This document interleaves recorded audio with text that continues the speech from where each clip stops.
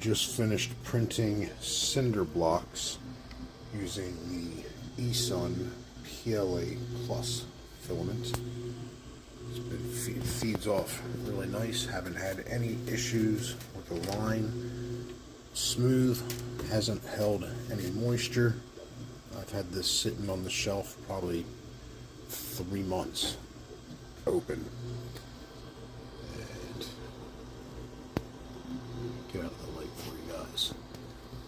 Pop one of these off. Very pleased with it.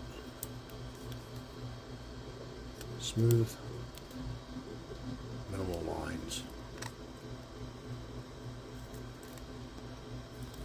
Printed at 205 and 60 on my bed.